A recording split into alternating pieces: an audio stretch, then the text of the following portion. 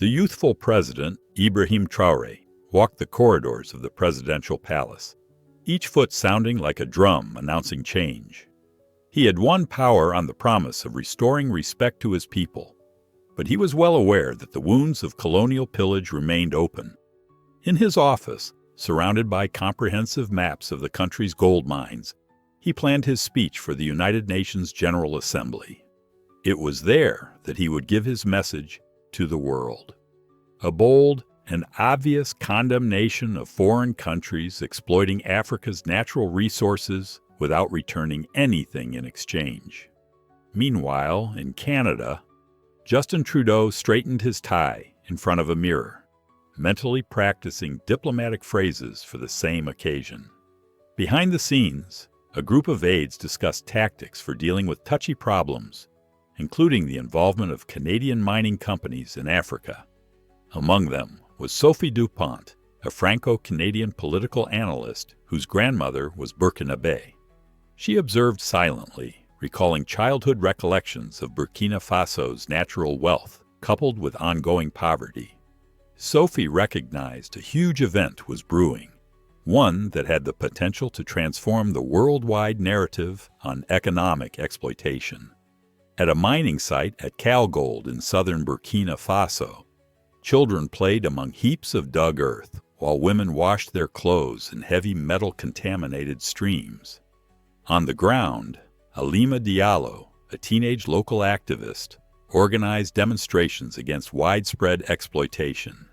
She hoped to expose the world the human cost of international greed. Despite having never met Ibrahim Traoré in person, she believed he was finally the voice that could be heard. Her heart raced at the notion of what the future could hold. In Toronto, Richard Stevenson, CEO of Golden Horizon Mining, studied financial reports that showed enormous earnings from African operations. His assistant, Marcus Chen, a Chinese-Canadian economist, privately questioned the company's exploitative practices, but remained mute for fear of repercussions. Both were about to encounter a political storm that would disrupt their lives. The tension in the air was obvious, and Marcus sensed a force larger than himself stirring. The stage was set. As Ibrahim Traoré mustered the resolve to speak out against global injustices, other characters dealt with personal conflicts that would bring them together, even from afar. The fight for justice began not only on podiums, but in the hearts of individuals who witnessed the effects of greed. Each character carried a piece of the story, resulting in a mosaic of resistance and hope. Behind the scenes, Trudeau's media staff deliberated how to respond if an African leader directly criticized Canada. Sophie urged for humility and an acknowledgement of historical wrongs, but other experts were concerned that it would harm the country's image. Meanwhile, in Burkina Faso, Halima organized community gatherings to prepare demonstrations against large mining companies. Her determination motivated everyone around her. As the morning passed, the characters' fates appeared to converge gradually, though no one knew exactly how their paths would intersect. What was apparent, however, was that Ibrahim Traoré's comments were already reaching far beyond his country's boundaries, affecting hearts and challenging systems. The call for justice started here, and no one could ignore it. Ibrahim Traoré took a firm grip on the microphone during the United Nations General Assembly. His voice thundered as he spoke of the billions plundered from African nations, particularly Burkina Faso, while local communities starved for a lack of clean water. "You speak of human rights," he continued, peering directly at the Canadian delegation. "But your coffers overflow with resources that should belong to our people." Each remark was an arrow pointed at years of silent exploitation. Across the Atlantic, Justin Trudeau viewed the address live from his office. Each sentence took away from his typical defense of democratic values. Sophie, who was sat nearby, saw the Prime Minister's uneasy expression. "He's right," she said quietly, her mind drifting to the town where her grandmother grew up, surrounded by natural wealth, but impoverished. Halima, in Burkina Faso, watched the speech on an ancient mobile phone while surrounded by villagers. Tears flowed down her cheeks as she heard the president express the agony she felt. His words were more than just a speech. They were an appeal to resistance. She realized she had a global platform to campaign for communities impacted by predatory mining. The energy in the room was electrifying, and everyone realized that a big movement had begun. Meanwhile, Richard Stevenson became increasingly irritated as he watched the speech. He promptly convened an emergency conference at his company's headquarters, desperate to safeguard his interests. Marcus, who was in the room, was caught between his commitment to his employer and his growing fury at the mining company's actions. He knew he couldn't stay silent much longer, but he wasn't sure how to behave. The stress increased. Ibrahim Traoré's words transcended borders, moved hearts, and revealed contradictions. Their deep influence on every character was evident. Canadian journalists began probing Trudeau about his trade policy with African mining firms. The public pressure increased by the minute. Sophie began producing a detailed study on the implications of Canadian enterprises in Africa, gathering facts to assist Trudeau in making more ethical judgments. She understood the situation was delicate, but she saw an opportunity to change the course of history. Her personal devotion to fairness propelled her to action. Ibrahim Traoré's speech was heard at all levels of society, from Ouagadougou to Toronto, Calgold to Montreal. Individuals questioned their personal and collective obligations. The conflict between the powerful and the marginalized was only beginning, but it had already planted seeds of change in unexpected places. Following the address, Justin Trudeau sought a moment alone in his office. Sophie knocked lightly, holding paperwork detailing Canadian involvement in African minings. "We need to act differently," she remarked, passing him the documents. Trudeau hesitated, but something within him began to shift. He realized he could not continue to disregard the implications of his country's conduct. Halima stepped up protests in Calgold, aided by a surge of international support triggered by Traoré's speech. In a viral video, she held out a piece of raw gold and exclaimed, "This is our future. We won't allow it get stolen." Her bravery inspired communities throughout West Africa. She began to receive notes of solidarity from activists in other countries, forming a global network of resistance. Meanwhile, Marcus resolved to formally approach Richard Stevenson with evidence of Golden Horizon's environmental infractions. The CEO disregarded the charges, but Marcus realized he could no longer be complicit. He started arranging his escape from the organization, looking for ways to reveal the facts without jeopardizing his safety. Back in his office, Ibrahim Traoré considered the significance of his statements. He was aware that they had touched many people's hearts while also awakening powerful opponents. Nonetheless, he was determined to see it through, regardless of the cost. His determination was unwavering, driven by a desire for a brighter future for his people. Meanwhile, Richard Stevenson's empire faltered.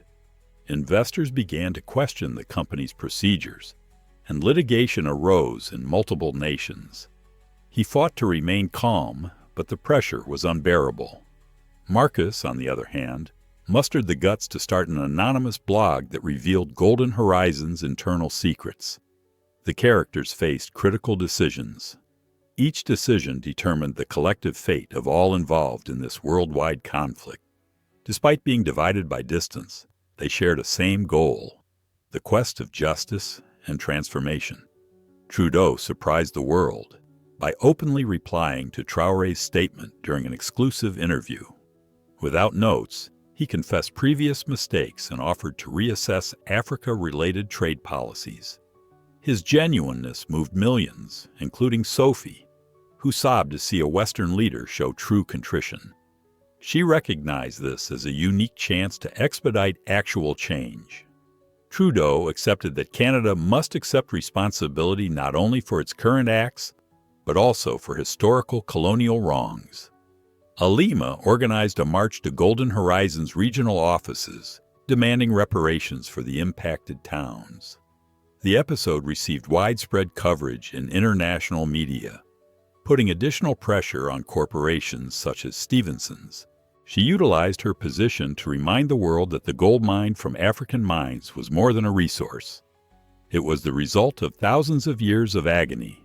Her speech, which was aired live on social media, touched millions of people around the world. Halima emphasized that local residents needed more than scraps, as billions of dollars flowed to foreign businesses. Marcus, who now operates anonymously via his blog, leaked internal documents revealing Golden Horizon's unscrupulous actions.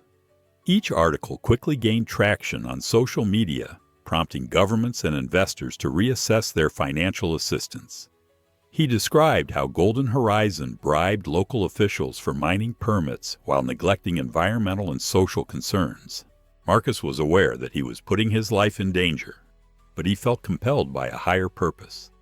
Activists throughout the world read his writings and began organizing protests in response to his discoveries. Ibrahim Traoré of Burkina Faso got messages of support from both world leaders and regular residents. He knew the war wasn't done, but he'd never felt more hopeful. His words had spread far and wide, and he could now see the first beginnings of change. The president worked relentlessly, seeking methods to consolidate his achievements. He made regular visits to villages to discuss the needs of the locals and ensure. His humble and committed leadership inspired not only his people, but leaders around the world. In Canada, Trudeau's administration began enforcing new laws for mining corporations that operate internationally. Sophie was elevated to Senior Advisor for Foreign Affairs, with an emphasis on sustainable development initiatives. She realized there was much work to be done, but she was determined to make a difference. Sophie organized talks with human rights and environmental specialists, with the goal of developing policies that are really inclusive and successful. Her determination, fueled by recollections of her Burkinabe grandmother, was unyielding. Richard Stevenson's credibility plummeted, and Golden Horizon was obliged to embrace more ethical policies under new leadership. Marcus left the company determined to continue his struggle against corporate abuse. He worked with international organizations to develop global standards for the extractive sectors. Marcus believed he was creating something bigger than himself, capable of saving future generations from similar abuses. The culmination resulted in tremendous shifts.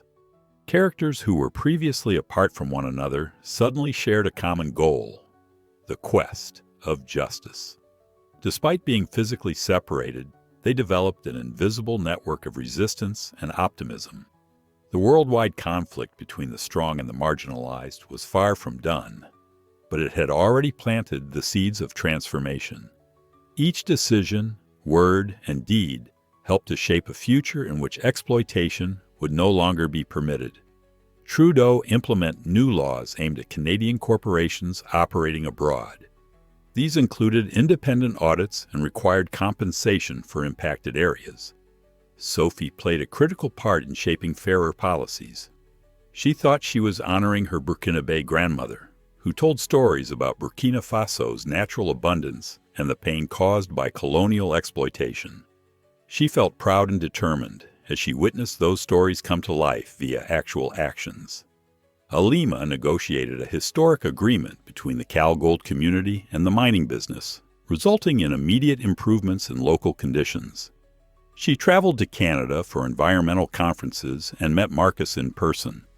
They spoke for hours, sharing their stories and methods for combating corporate abuse. Marcus described how he gained the courage to expose Golden Horizon's fraudulent methods, while Halima discussed the difficulties encountered by local communities. They realized that despite their various backgrounds, they shared a goal of justice and social progress. Marcus proceeded to expose hard realities, now backed by an international society. His works influenced social revolutions in Africa and Latin America, when communities resisted multinational businesses. He wrote about mining's environmental impacts, including how tainted waterways and deteriorated soils affected entire generations. He emphasized the significance of listening to local opinions, which many businesses still neglect. His work linked technical data and personal experiences, which resonated with readers all across the world. Ibrahim Traoré continued with his goal, bolstered by the global network of partners he had established. He knew the road ahead was difficult, but he had never felt more hopeful. Sustainable development initiatives in Burkina Faso began to emerge with international funding. The president worked tirelessly to ensure resources went straight to the most vulnerable neighborhoods. He made regular visits to villages, listening to locals' concerns and changing policy to meet real-world demands. His humble and committed leadership inspired not only his followers, but also global leaders. In Canada, Trudeau received messages of thanks from Burkinabe citizens for his attempts to repair old scars. Sophie pleased as she read these letters, knowing that her efforts had contributed. She felt like she was bridging cultures and continents, which was something she had always wanted to do. She began organizing worldwide conferences to explore topics such as natural resource exploitation and economic sovereignty. Her events brought together activists, entrepreneurs, and policymakers, encouraging open and productive debate. Sophie realized there was a lot more work to be done, but she felt optimistic about her chances of making improvement. The reconciliation was not complete, but it's signaling the beginning of a new era in Africa-West ties.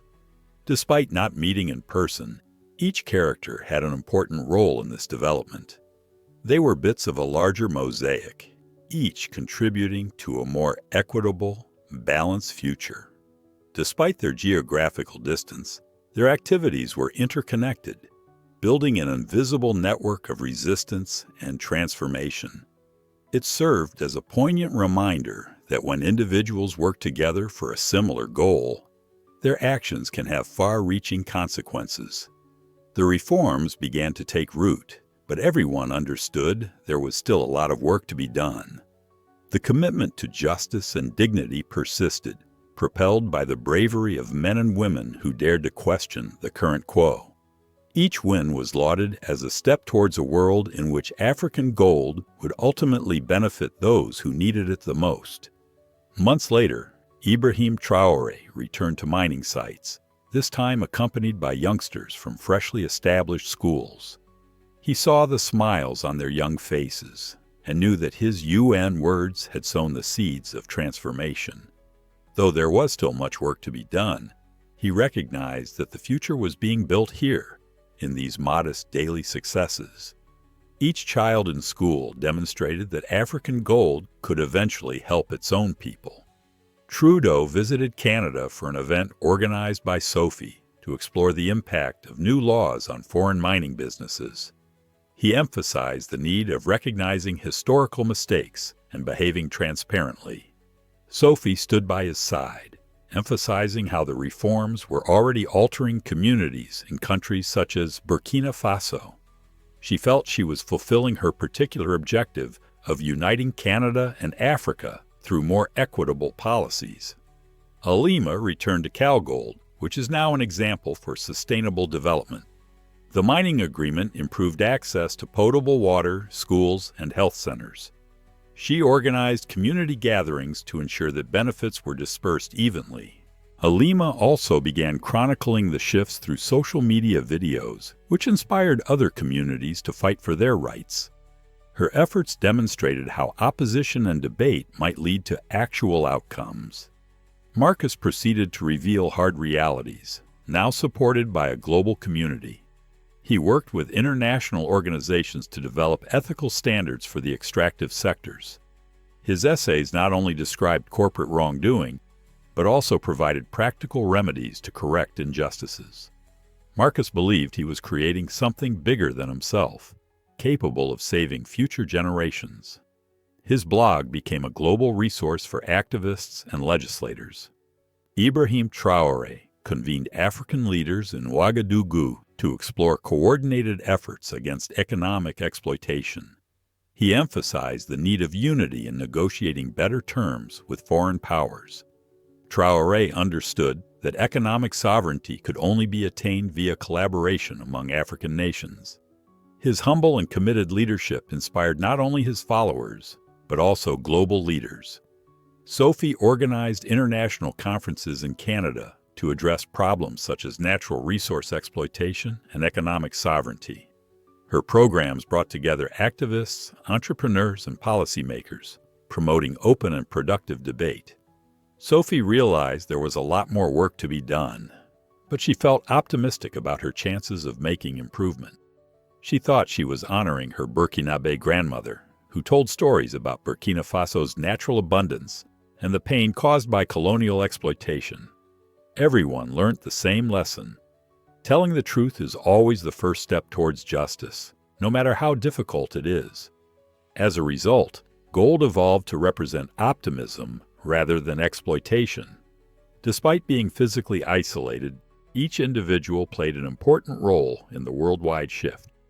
It served as a poignant reminder that when individuals are motivated by a common goal, their efforts may have a significant collective influence. The future remained unknown, but it now gleamed with possibilities.